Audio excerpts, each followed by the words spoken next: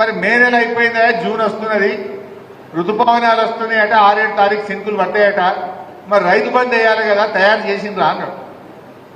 అంటే వాళ్ళందరూ లేచి ఆఫీసర్లు, ఎక్కడ సార్ కరోనా వచ్చే 45 రోజులు లాక్డౌన్ అయినా, ₹1 ఆమ్దాన్ లేదు, ఖజానాలో పైసలు లేవు సార్ అన్నాడు. ఆర్థిక శాఖ అధికారులు ఈసారి కష్టమే సార్ రైతు బంధు ఇచ్చు టైం మీద అన్నాడు. అంటే మన కేసీఆర్ ఒక మాట అన్నాడు, ఏమయ్యా మా గరీబ్ గారు రైతులే దొరికినారా మీకు?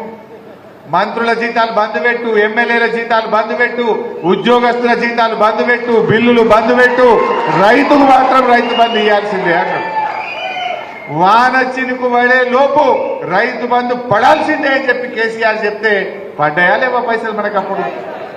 కరోనా వచ్చినప్పుడు కేసీఆర్ రైతు బంధు ఇచ్చింది, కానీ ఈ గవర్నమెంట్ కు ఎందుకు రైతు బంధు చేత కాలేదని నేను అడుగుతా ఉన్నా మీ రైతుల పక్షాన. ఎందుకు చేతనైతుందండి?